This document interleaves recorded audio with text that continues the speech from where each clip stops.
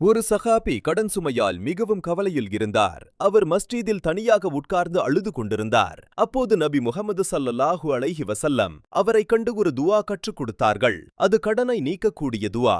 ஒருநாள் நபி முஹம்மது ஸல்லல்லாஹு அலைஹி வஸல்லம் அவர்கள் மஸ்ஜிதுக்குள் வந்தார்கள்.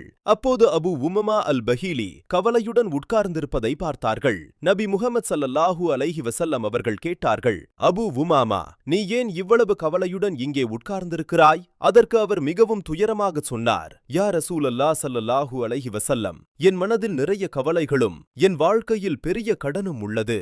ஒரு மனிதன் கடனில் சிக்கும்போது அவன் மனதில் பயம், அழுத்தம், துக்கம் எல்லாம் வருகிறது. அதை கேட்ட நபி ஸல்லல்லாஹு அலைஹி வஸல்லம் அவர்கள் அவர் மீது கருணையுடன் சொன்னார்கள், நான் உனக்கு சில வார்த்தைகளை கற்றுக் கொடுக்கட்டுமா?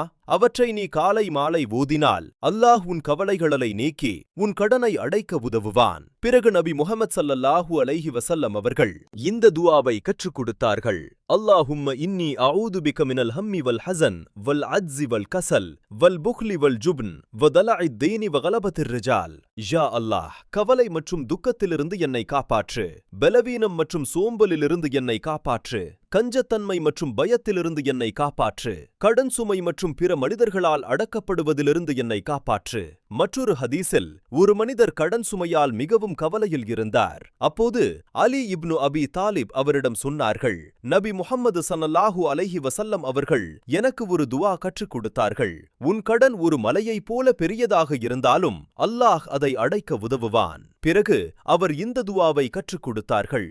அல்லாஹும் மக்ஃபினி பிஹலாலிகா அன் ஹராமிகா வ அக்னினி பிஃபத்லிகா அம்மன் சிவாகா.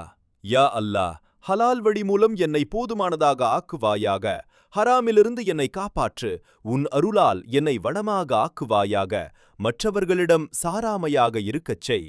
இந்த இரண்டு ஹதீஸ்களும் நமக்கு ஒரு உண்மையை கற்றுக் கொடுக்கின்றன. கடன் பெரிய சோதனை. ஆனால் அல்லாஹ்விடம் நம்பிக்கையுடன் துஆ செய்தால் அல்லாஹ் எதிர்பாராத வழிகளில் உதவி செய்வான். நாமும் இந்த துஆகளை நம்பிக்கையுடன் போதுவோம். அல்லாஹ் நம்முடைய கவலைகளையும் கடன் சுமையையும் நீக்கட்டும். இன்ஷா அல்லாஹ். ஆமீன். ஆமீன் என்று கமெண்ட் செய்து இந்த துஆவில் நீங்களும் சேருங்கள். லைக் செய்யுங்கள். சப்ஸ்கிரைப் செய்து இந்த எங்கள் சேனலை ஆதரிக்கவும்.